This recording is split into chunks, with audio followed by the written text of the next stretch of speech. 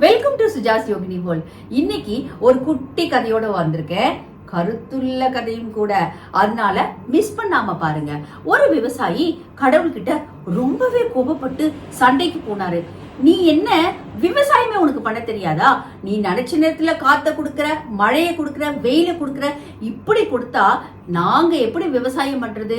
நீ ஒரு விவசாயிய இருந்தனா அந்த கஷ்டம் உனக்கு தெரியும் அப்படின்னு சொல்லிட்டு கோபப்பட்டு சண்டை போட்டாரு. கடவுள் சிரிச்சிட்டு, இப்ப நான் என்ன பண்ணணும்ன்ற அப்படின்னு கேட்டாரு.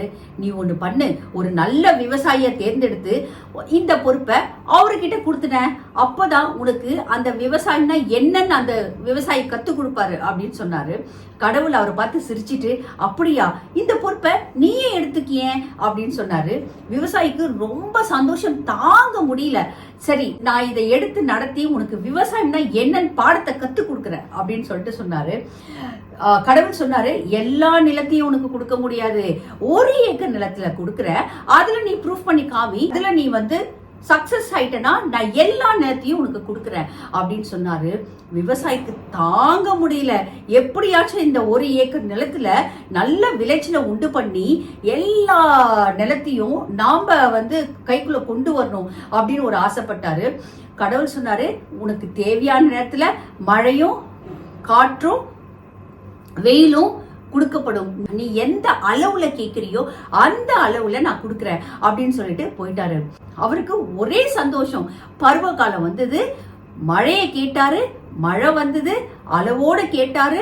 சோ நிலம் எல்லாம் அந்த 1 ஏக்கர் நிலம் நல்ல ஈரம் ஆயிடுச்சு. அவர் என்ன பண்ணாரு, உழ ஆரம்பிச்சாரு. அதுக்கப்புறம் காத்த கேட்டாரு, அளவோட கேட்டாரு. அந்த விதைகள் இருக்கும்ல, அதெல்லாம் விதைக்க ஆரம்பிச்சாரு. நல்ல பார்த்து பார்த்து காற்று மழை வெயில்னு பார்த்து பார்த்து அளவோட அதை வளர்த்தாரு.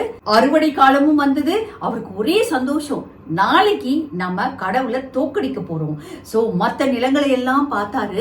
ரொம்பவே காத்துலயும் மழையிலயும் வெயிலையும் துவண்டு போயும் கருகி போயும் இருந்தது.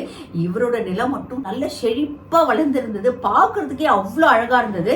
மத்த நிலங்கள்ல இருந்த மக்கள் எல்லாம் இந்த நிலத்தை பார்த்து பொறாமப்பட்டாங்க. சோ இவர் என்ன நினைச்சாருன்னா, மறுநாள் ரொம்ப கம்பீரமா அறுவடை செஞ்சு நம்ம கடவுளை தோக்கடிக்க போறோம் அப்படின்னு சொல்லிட்டு ஒரு கர்வத்தோட இருந்தாரு. அடுத்த நாள் வந்தது. சோ இவர் என்ன பண்ணாரு, ரொம்ப சந்தோஷமா ஒரு களைய பிடுங்கினாரு. பிடித்து உதிர்ந்து பார்த்தாரு. அதுல நெற்கதிரே இல்ல, பதர்தான் இருந்தது. என்னடா இது அப்படின்னு சொல்லிட்டு 2, 3, 4 அப்படின்னு களைய பிடுங்கி உதிர்ந்து பார்த்தாரு. அதுல வெறும் பதர்தான் இருந்தது, நெற்கதிரே இல்ல. ரொம்ப கோவப்பட்டார் கடவுள் கிட்ட. கடவுளே, நீ என்னை ஏமாத்திட்ட, நான் பார்த்து பார்த்து பார்த்து நான் பண்ணேன், அது எப்படி எனக்கு நெற்கதிர் வராம இருக்கும்? நீ ஏதோ திருட்டுத்தனம் பண்ணிட்ட அப்படின்னு சொல்லிட்டு என்ன பண்ணார்னா ரொம்ப கோவப்பட்டு சண்டை போட்டாரு. கடவுள் அதுக்கு, நான் என்ன பண்ண, நீ எவ்வளவு விகிதத்துல காற்று மழை வெயில் கேட்டியோ அது தானப்பா கொடுத்த, வேற என்ன பண்ண அப்படின்னு சொல்லிட்டு சொன்னாரு. அதுக்கு அப்போ நான் பார்த்து பார்த்து பார்த்து அத அவ்வளோ நல்ல பயிரிட்ட போது எனக்கு ஏன் ஒரு நெற்கதிர் கூட கிடைக்கல? அது பாரு, பக்கத்து நிலத்தெல்லாம் பாரு, ஒண்ணு ஒரு களை பாழா இருக்கு, இன்னொரு களை நல்லா இருக்கு. சோ எந்தல மட்டும் நான் என்ன மிஸ்டேக் பண்ண, இல்ல நீ தான் ஏதோ பண்ணிட்ட அப்படின்னு திருப்பி சண்டை போட்டாரு.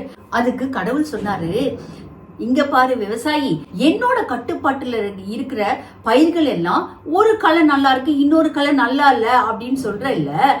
ஏன்னா அதுக்கு நான் பாடத்தை கத்து கொடுத்திருக்கேன். என்ன பாடம் தெரியுமா? காற்று வேகமா வீசும்போது ஒரு அம்மாவை போய் குழந்தை எப்படி பயந்து வேகமா கட்டிக்குமோ, அதே மாதிரி வேர்கள் பூமிக்குள்ள போய் தன்னை வலுப்படுத்தி கொள்ளும். அது மட்டும் இல்ல, மழையே நான் கொடுக்க மாட்டேன், அந்த மாதிரி சமயத்துல வேர்கள் என்ன பண்ணும், 4 பக்கமும் அனுப்பி தனக்கு தேவையான தண்ணீரை சேமித்து வைத்துக் கொள்ளும். இதே மாதிரி அதனை சோதனை பண்ணி பண்ணி பண்ணி அதனை ஒரு வலிமையான நெற்கதிரா நான் மாத்தி இருக்கேன். அதனாலதான் காற்றடிக்கும் போதோ மழை வரும் போதோ வெயில் அடிக்கும் போதோ சில பயிர்கள் கருகி போகுது, அழுகி போகுது. ஆனா எல்லா பயிர்களும் அப்படி இல்லை. சோ எது தன்னை போராடி தன்னை வலிமைப்படுத்தி கொள்கிறதோ அந்த பயிர் தான் நெற்கதிரா மாறுது. சோ நீ என்ன பண்ண, நீ எல்லாத்தையும் பார்த்து பார்த்து பார்த்து பார்த்து அதை வளர்த்த. அதுக்கு நீ எதுனா ட்ரைனிங் பண்ணியா? இல்ல இல்ல. அதனாலதான் உன்னால ஒரு நெற்கதிர் கூட அதுல இருந்து எடுக்க முடியல. சோ இப்ப தெரியுதா என்னோட பொறுப்பு எவ்வளவு பெரிய கஷ்டம்னு. உடனே அந்த விவசாயி வெட்கத்துல தலை குனிந்து, நீயே எடுத்துக்கப்பா, எனக்கு தேவையில்லை, இது ரொம்ப ரொம்ப கஷ்டமான பொறுப்பு அப்படின்னு சொல்லிட்டு அவர்கிட்ட மன்னிப்பும் கேட்டுட்டு விடை பெற்றுக் கொண்டார். சோ இப்ப சொல்லுங்க, நாம எப்படி வளர்ந்தோம்? இறைவன் பொறுப்பில் இருந்த பயிர்களை போல வளர்ந்தோம். அதனாலதான் நாம ஒவ்வொரு விஷயத்துக்கும் காத்துட்டு இருந்தோம், பொறுமையா விட்டு கொடுக்கிற மனப்பான்மை வந்தது. சோ எதையும் தோல்வியை ஏற்றுக்கொள்ளக்கூடிய ஒரு வலிமை வந்தது. அதனாலதான் நாம இப்பயும் எந்த கஷ்டம் வந்தாலும் அதை எதிர்த்து போராடக்கூடிய ஒரு மன வலிமை நமக்கு இருக்கு. மன வலிமையும் இருக்கு, திட வலிமையும் இருக்கு. எது வந்தாலும் பாத்துக்கலாம் அப்படின்னு சொல்லி அந்த பைகளை போல நாம வளர்ந்தோம். ஆனா இப்ப இருக்கிற ஜெனரேஷன் நோ சொன்னா உடனே அவங்க தோல்வியை ஏற்றுக்கொள்ளக்கூடிய மனப்பான்மை அவங்களுக்கு இல்ல. நாம என்ன பண்றோம்? நம்ம குழந்தைங்களை நாம எவ்வளவோ கஷ்டப்பட்டோம், அந்த மாதிரி நம்ம குழந்தை வளரக்கூடாது அப்படின்னு சொல்லிட்டு அவங்க கேட்கறது எல்லாத்தையும் நம்ம கொடுக்குறோம். சோ ஒரு வாட்டி நோ சொல்லி அந்த குழந்தைங்களை அட்லீஸ்ட் நம்ம இறைவன் பொறுப்பில் இருக்கிற பயிர்களை போல நாம கொஞ்சமாச்சும் வளர்த்தாதான் அந்த குழந்தைங்க பெருசானவன விட்டு கொடுக்கிற மனப்பான்மையும் மன வலிமையும் எதையும் சாதிக்கக்கூடிய ஒரு மன திடத்தையும் எதையும் எதிர்கொள்ளக்கூடிய ஒரு நம்பிக்கையும் அவங்களுக்கு வரும். Take care, by.